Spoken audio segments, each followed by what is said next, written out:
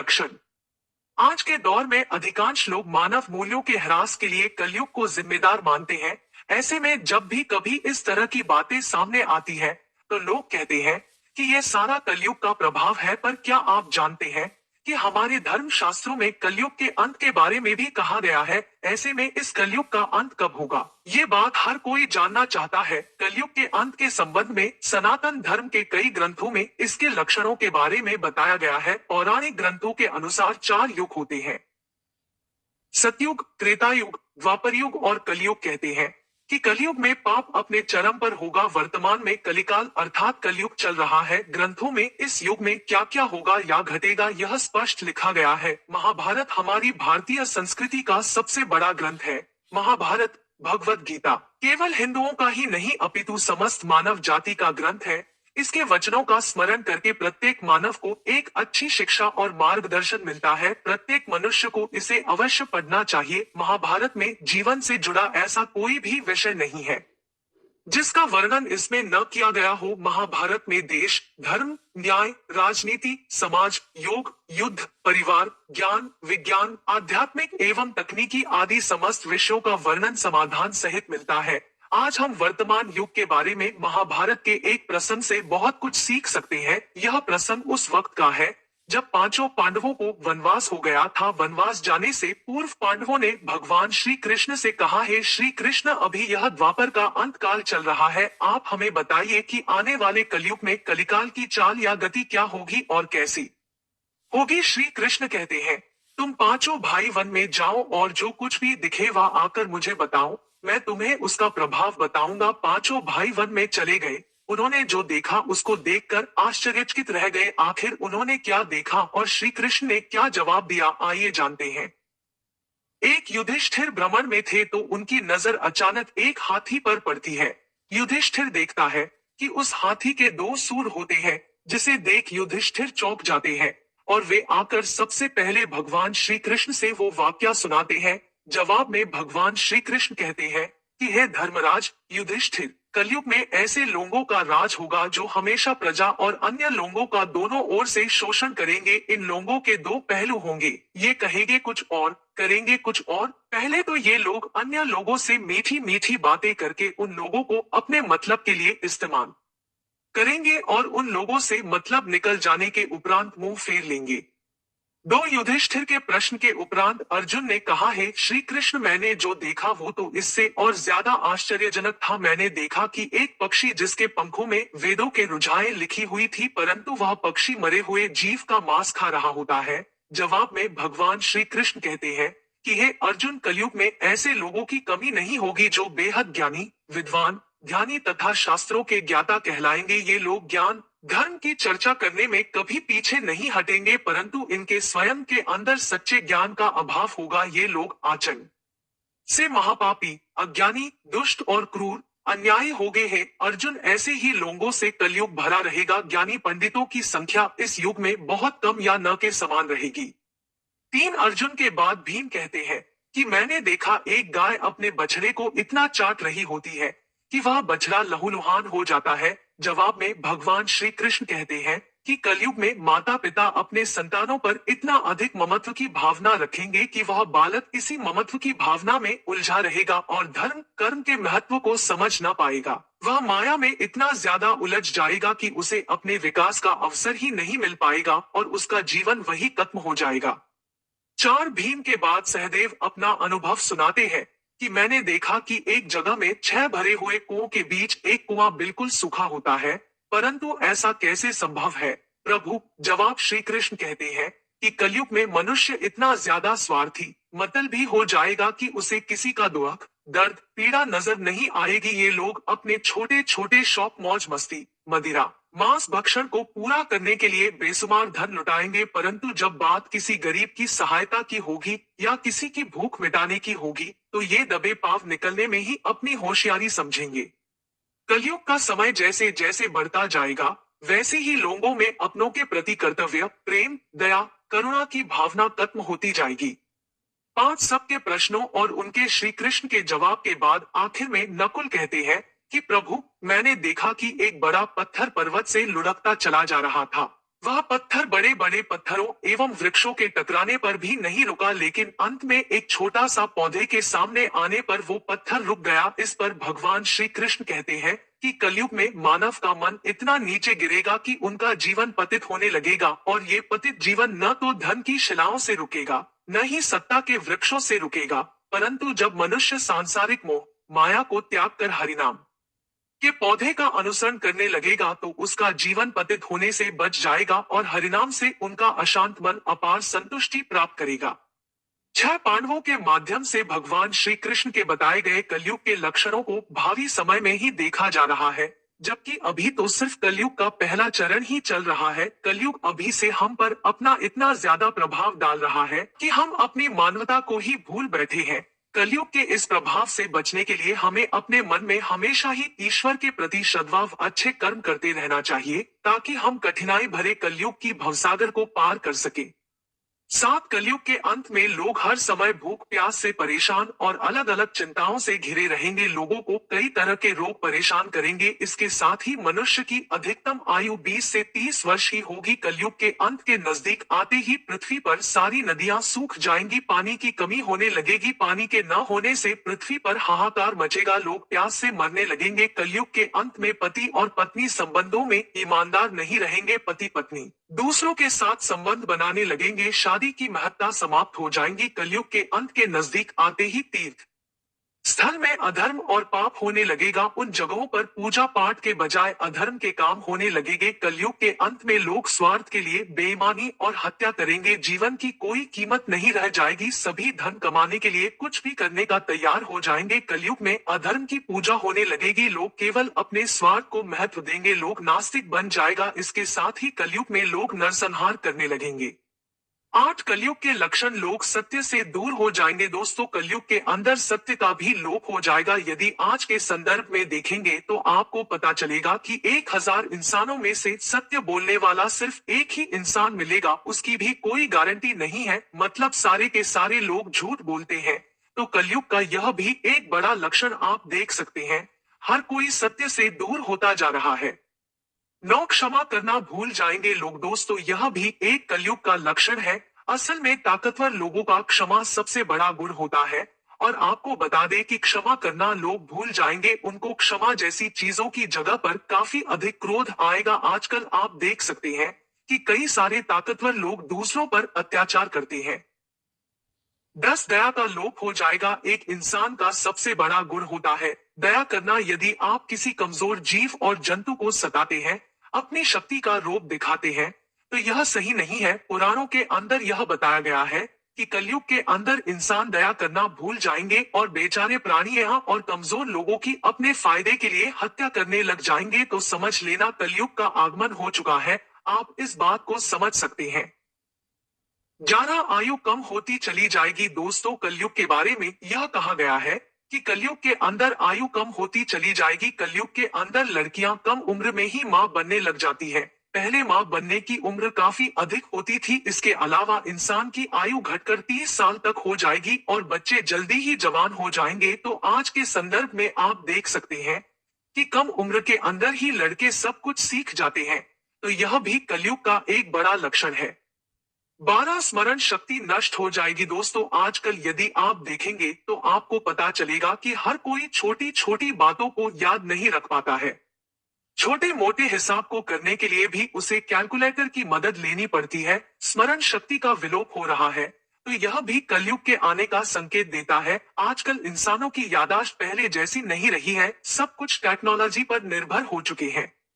13, जिसके पास धन होगा वही सदाचारी और गुणी माना जाएगा। दोस्तों, आजकल यह सब हो रहा है। यदि किसी के पास पैसा है तो उसको ही गुणी और सदाचारी माना जाता है, उसकी ही संसार के अंदर कद्र होती है, उसकी ही सब जगह पर चलती है। इसका कारण यह है कि आजकल उसी मानसिकता वाले लोग हो चुके हैं। यहाँ पर अब सच बोलने वाले की कोई भी सुनवाई नहीं करता है। तो कलयुग के अंदर धन का महत्व काफी अधिक बढ़ जाएगा। 14, शक्ति वाले लोग धर्म को तय करने लग जाएंगे। दोस्तों, कलयुग के अंदर आपको यह भी देखने को मिलेगा कि जिस इंसान के पास शक्ति होगी वह धर्म को बनाएगा और धर्म को तय करेगा। कुल मिलाकर भले ही उसे धर्म के बारे में ज्ञान नहीं हो, आज आप देख सकते हैं कि यही सब हो रहा है। जिनको धर्म के बारे में कुछ भी पता नहीं है, वे ही धर्म के ऊपर सवाल करने लगे हुए हैं। तो यह कलयुग का ही संकेत है। 15 विवाह के लिए युवक युवती की रुचि जरूरी हो जाएगी। दोस्तों, यदि हम कलयुग के लक्षणों के बारे में बात करें तो आपको बता दें कि विवाह के लिए युवक युवती की रुचि वर्तमान में सर्वोपरि हो चुकी है। शादी से पहले ही कुछ लड़के लड़कियां घर से भाग रहे हैं। तो इस तरह की जो चीजें हो रही हैं, वह कलयुग आने के संकेत के बारे में ही है। कलयुग के अंदर यह सब होगा, यह पहले ही बताया जा चुका है। आजकल शादी के बारे में लड़की और लड़के खुद ही तय कर लेते हैं और माता पिता को पूछा भी नहीं जाता है।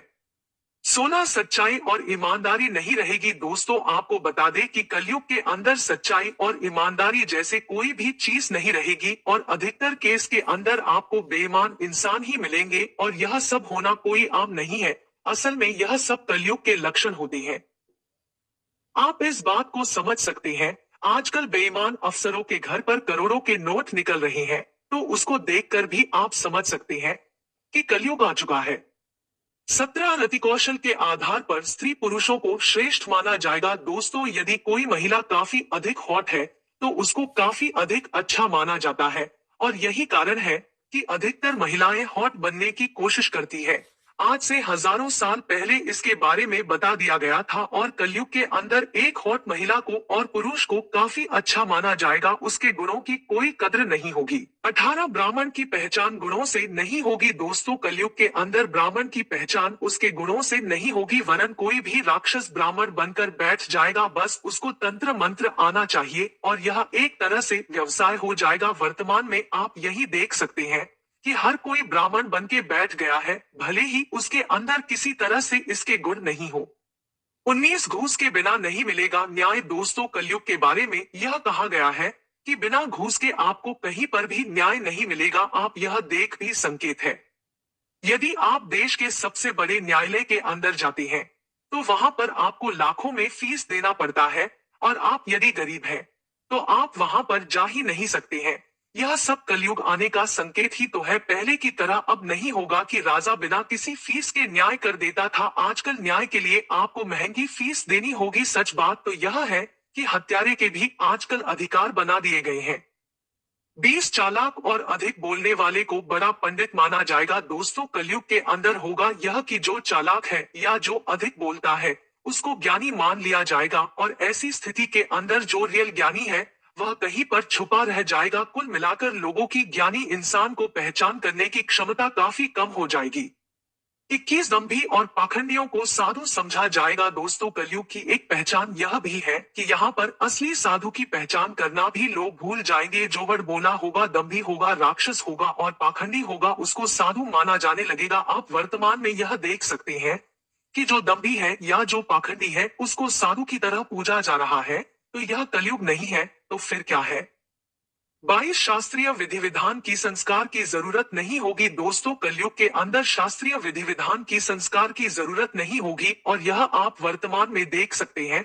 कई जगह पर अपनी मन मर्जी से संस्कारों और शास्त्र नियमों को लोग बदल चुके हैं और यही सब हो रहा है।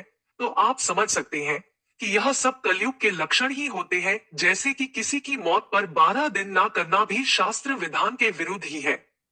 23 अच्छे कपड़े पहनना और बाल संवारना शान समझा जाएगा। दोस्तों, कलयुग के अंदर उस इंसान को काफी अधिक पसंद किया जाएगा जो कि काफी अच्छे कपड़े पहनता है, अपने बालों को ठीक तरह से संवार कर रखता है। और आज आप यह देख सकते हैं कि काफी अधिक हो रहा है। बालों को संवारने वाले और महंगे कपड़े पहनने वालों को अच्छा समझा जा रहा है।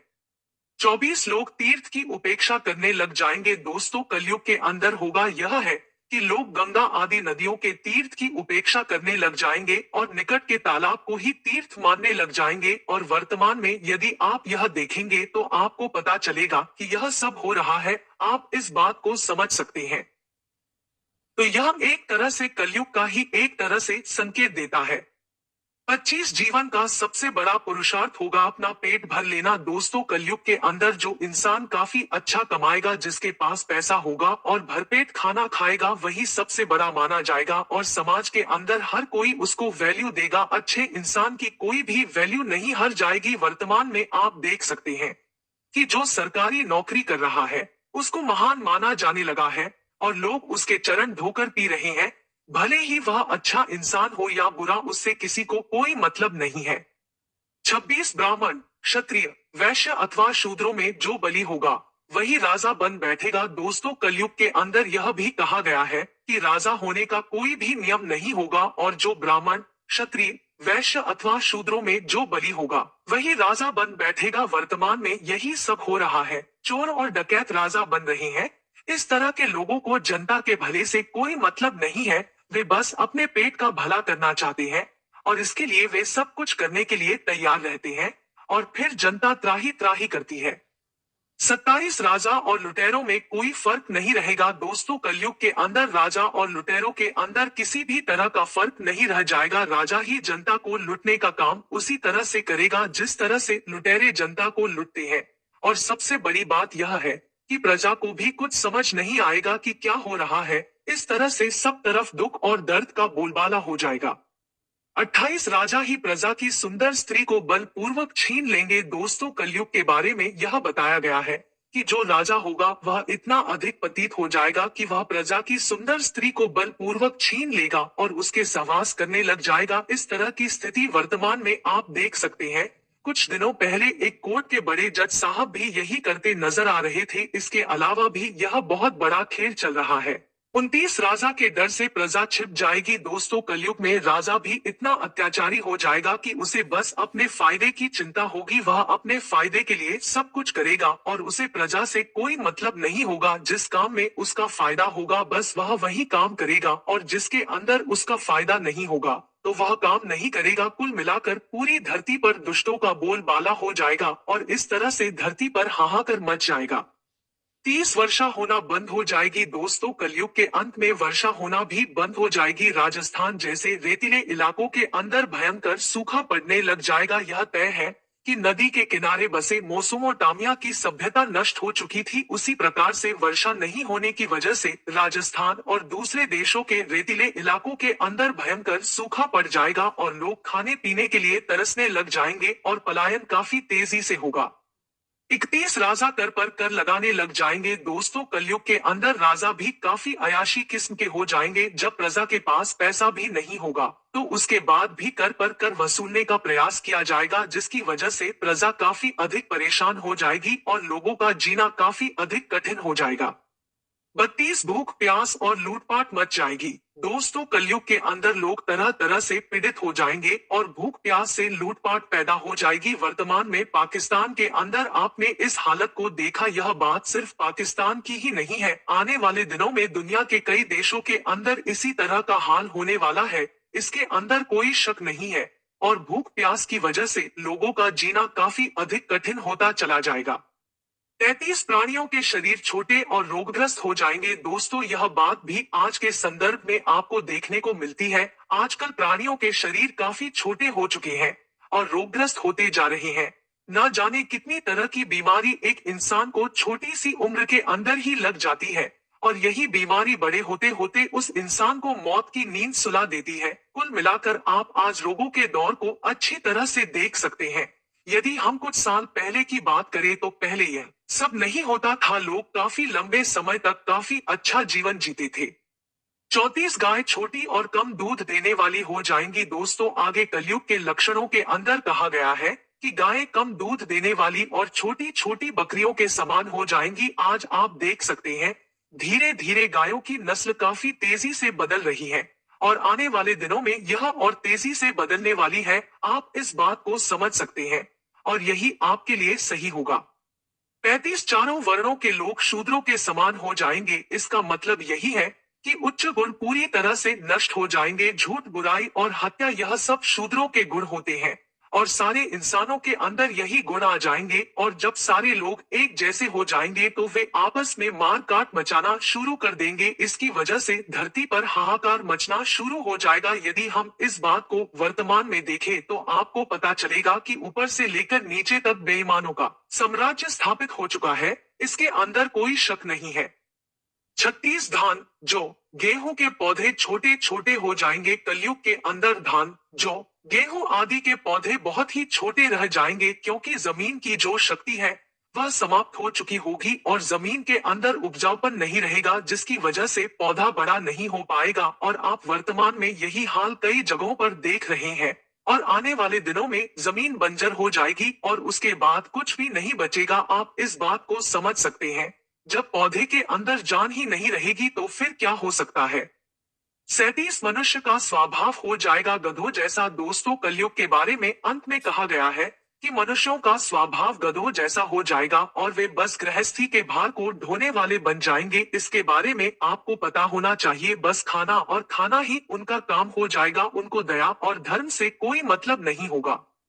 38 घट जाएगी, जनसंख्या नहीं आएगा मेहमान। दोस्तों, कलयुग के अंत में जनसंख्या आज की जितनी नहीं रहेगी। यदि आप दुनिया के कई सारे देशों के ऊपर नजर डालेंगे तो आपको पता चलेगा कि जनसंख्या काफी तेजी से घट रही है और दुनिया की जनसंख्या एक पीक वैल्यू तक पहुंच चुकी है और उसके बाद वह वहां से काफी तेजी से कम होना शुरू हो जाएगी। इस तरह से इस वीडियो के अंदर हमने कलयुग के बारे में विस्तार से जाना और उम्मीद करते हैं कि आपको यह वीडियो पसंद आएगा। प्रिय दोस्तों, आज के वीडियो में बस इतना ही। हमारे द्वारा दी गई शास्त्रों अनुसार जानकारी आपको अच्छी लगी हो तो वीडियो को लाइक, शेयर एंड सब्सक्राइब और कमेंट